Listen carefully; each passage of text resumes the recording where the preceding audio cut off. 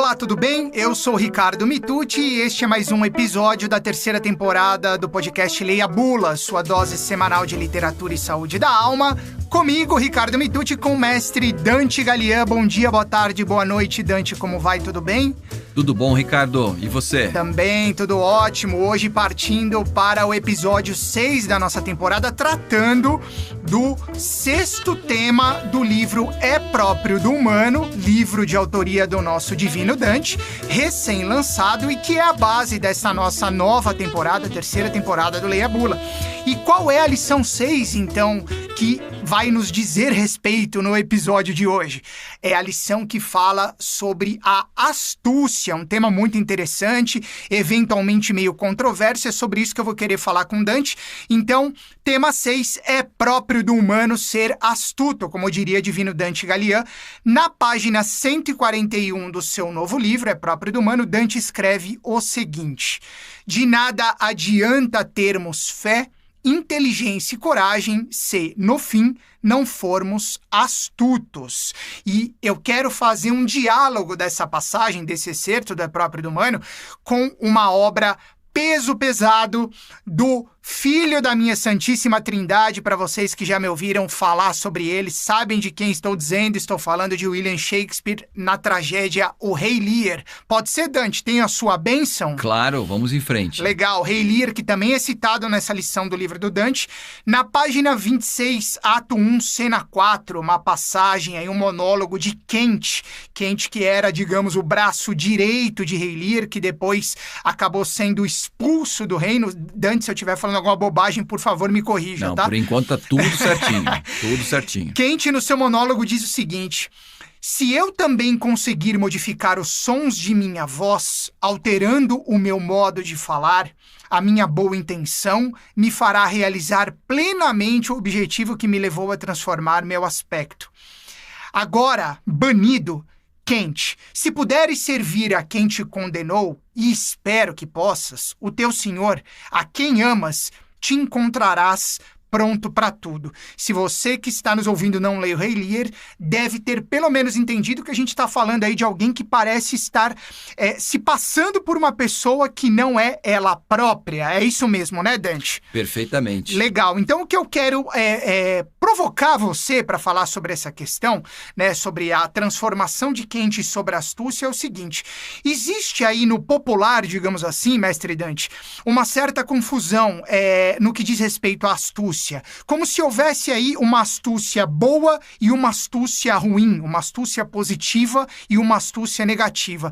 Dante Gallian, afinal de contas, qual a diferença entre ser astuto, como você coloca, que é próprio do humano, e ser aquele espertalhão, aquela pessoa que geralmente quer levar vantagem em tudo, que não se preocupa em passar os outros para trás, muito pelo contrário? Queria que você falasse um pouquinho para esclarecer isso para nossa audiência, por favor, mestre Dante Gallian.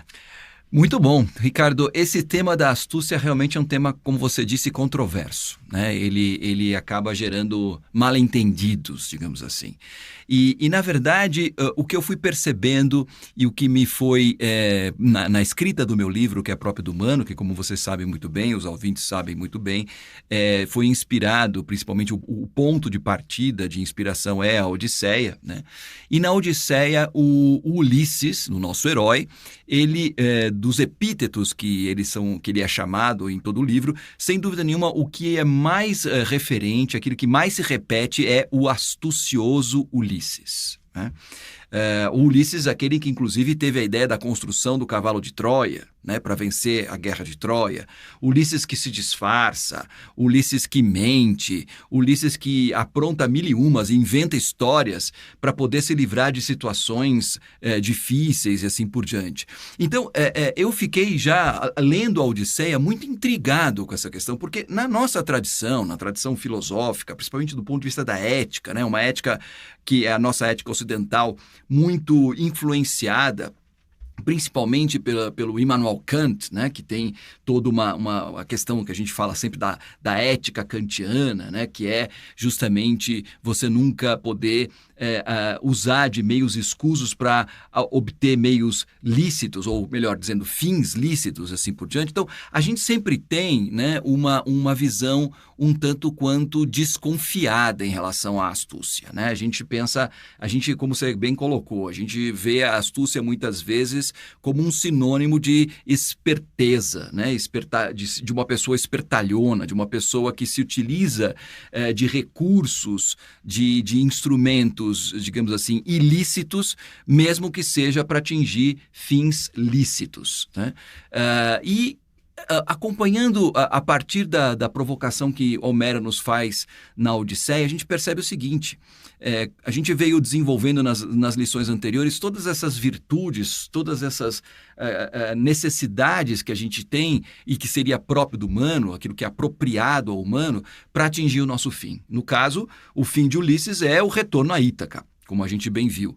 E para isso a gente viu que a gente precisa de fé, precisamos de esperança, precisamos de inteligência, precisamos de reflexão, de discernimento, precisamos de coragem, como a gente viu na lição anterior, mas também, como você bem leu aí no trecho que você citou logo no início da sua fala, nada disso adianta se a gente não for astuto. Se a gente não for astuto, Ricardo, a gente acaba morrendo na praia, né?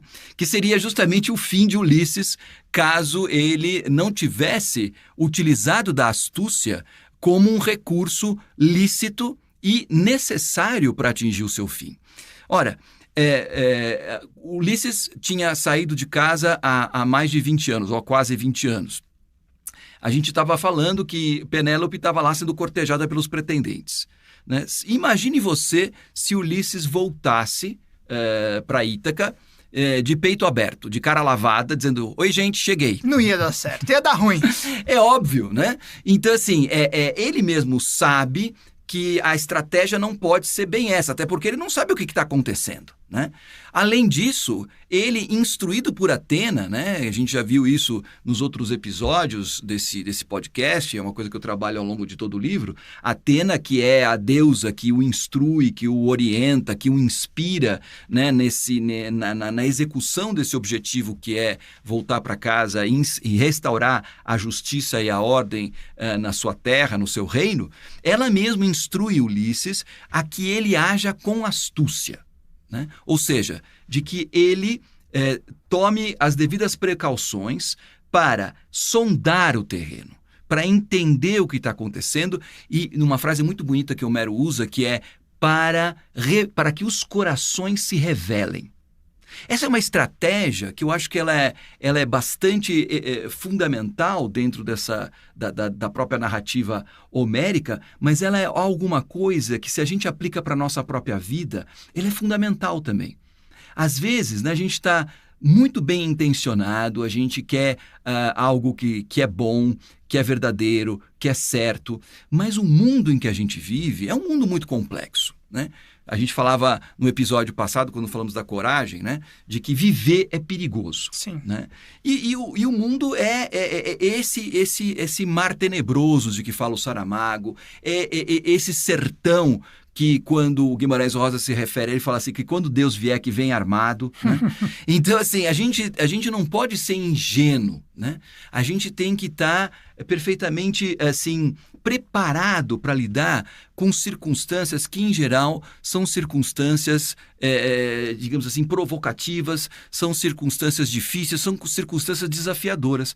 E muitas vezes, né, o mundo ele está caracterizado pela falsidade, pelas intenções escusas, né, pelas coisas enviesadas, e a gente não sabe de cara, logo de frente, com quem que a gente está lidando, quais são os interesses das pessoas. A gente precisa estar atento a isso, né? Não adianta ter como dizia o próprio Shakespeare, né? Não adianta ter um bom coração se a gente também não for o suficientemente esperto. Aliás, no meu livro também faço menção à própria Bíblia, ao próprio Evangelho, né? Quando Jesus, instruindo os apóstolos, né?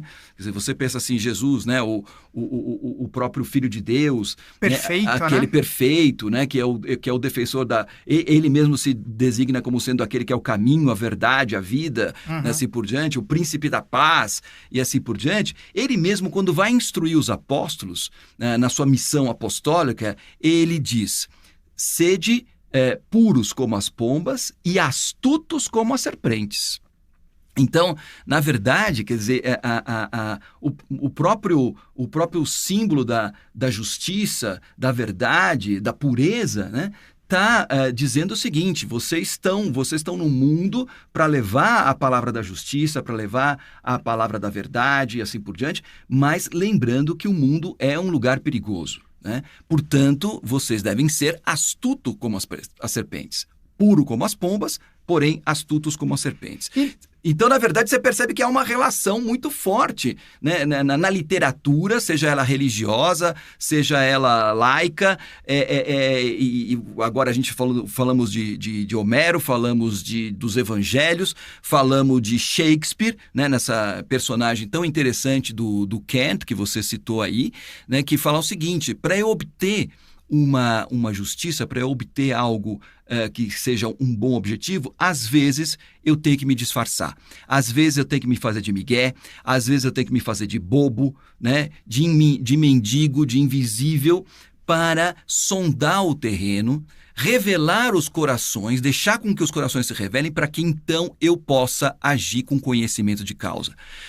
A astúcia, ela é boa quando ela defende algo que é bom em si, não para si, mas algo que é bom em si, ou seja, a justiça, né, a ordem pensada não na perspectiva apenas do sujeito, do indivíduo, mas também da própria coletividade. Quer dizer, Ulisses usa da astúcia para defender a sua própria vida e para defender a vida dos seus companheiros, para defender a vida do seu reino, dos seus familiares. Então aí a astúcia se torna lícita e necessária. Quando ela se volta simplesmente para interesses próprios, mesquinhos, né, que acabam confluindo em algo que seja deletério, negativo para o próximo, ela é uma astúcia má. Ela, portanto, é a esperteza, no seu sentido assim mais negativo. Nesse sentido, então, Dante, eu ia, para a gente encerrar já o nosso papo desse episódio, vale nessa jornada, inclusive, fazer o que fez o próprio Ulisses na Odisseia, né, em que na volta Ítaca acabou se disfarçando aí de mendigo e só se revelou depois, né, sem querer dar spoiler, mas já dando, né, mas sem muitos detalhes. Ulisses usou desse ardil, digamos assim, para poder se preservar e preservar todo aquele contexto do entorno dele, assim como Kent, que na verdade tinha uma intenção maior, que era reconquistar, digamos assim, o coração que estava meio cego de Rei Lear, e nesse sentido ele acabou alterando seu modo de falar, também acabou se fantasiando, digamos assim, de uma outra pessoa. Então, nessa busca por algo que seja um bem comum, digamos assim, vale inclusive a gente se passar por quem a gente não é, mestre? Perfeitamente. Eu acho que às vezes na vida a gente tem uma coisa, a gente tem que tomar cuidado um pouco com um sincericídio, né? Sim. O sincericídio às vezes é justificado por, eu penso que eu sou uma pessoa muito sincera e tal. Beleza, eu acho que a sinceridade ela é fundamental, a franqueza é uma virtude indiscutível. Mas filtro é preciso. Exatamente. E vocês têm que saber que em terreno você está pisando. Claro. Né? Porque senão é uma ingenuidade indesculpável. Né? É uma falta de inteligência, né? Impróprio do humano. Exatamente. Então, quer dizer, nesse mundo que é perigoso, nesse mundo em que a gente lida com a estultice, que a gente lida com as questões escusas, com os interesses e assim por diante, quer dizer, querer agir sempre de uma forma de peito aberto e cara lavada e assim por diante, por melhor que sejam os nossos... Não adianta boas intenções, né? Essa que é a questão. Tomás de Aquino, quando vai falar a respeito da prudência, da virtude da prudência, a que ele, inclusive, na Suma Teológica, contrapõe a astúcia, dizendo que a astúcia é uma antivirtude, ele diz assim que a prudência é agir buscando a justiça, levando em consideração a realidade em si. Bom, teoricamente isso é muito bonito, mas na prática, o que é a realidade em si? Vamos pensar na realidade do Rei Lear, vamos pensar na realidade do Homero, né? Na realidade que está sendo descrita na Odisseia. A realidade em si, ela é perversa. Sim. A realidade em si é perigosa. Então, quer dizer, se você está buscando a justiça, muitas vezes é lícito e necessário que você se utilize do disfarce, que você interprete, que você assuma essa coisa tão bonita que o Shakespeare trabalha, não só no Rei Lear, mas em todas as peças, né? Que é o fato de que nós vivemos no palco. A vida é um palco e nós representamos nesse palco. Isso não quer dizer que nós sejamos dissimulados, que nós sejamos essencialmente falsos, mas a gente tem que saber como lidar no teatro da vida em busca daquilo que é justo, que é bom, que é certo, aquilo que é próprio do humano. Jogo de cintura, digamos, né, mestre? Perfeitamente, fundamental. Maravilha. Agora, um jogo de cintura cujo objetivo é o bem comum. Claro. Né? Uhum. É a busca da justiça não apenas para si próprio, mas para si e para os outros. Então, é nesse sentido que a máxima de Tomás de Aquino cabe aqui, e como a literatura, nesse sentido, né, Ricardo, ela nos ajuda a ver aquilo que a filosofia, que a teologia, que a teoria coloca de uma forma muito abstrata, muitas vezes, e a literatura mostra isso através de narrativas, de situações concretas, de uma maneira muito mais real, né? Muito mais identificável e muito mais afetiva do que um discurso meramente teorético ou abstrato pode trazer. Perfeito, mais uma brilhante lição de divino Dante Gallian, astucioso Dante Gallian. Sempre. Tentando ser. Tentando todos nós, né? Isso aí. Dante, muito obrigado por mais esses ensinamentos. A gente vai ficando por aqui e nos vemos na próxima semana, no episódio 7 do Leia a Bula. Obrigado, um grande abraço a você e até a próxima. Obrigado, Ricardo. Um abraço a todos os ouvintes. Valeu, este foi mais um episódio da terceira temporada do Leia a Bula, sua dose semanal de literatura e saúde da alma, comigo e com o divino Dante Gallian. Produção Toca Livros, a gente se vê na próxima semana. Um grande abraço e até lá.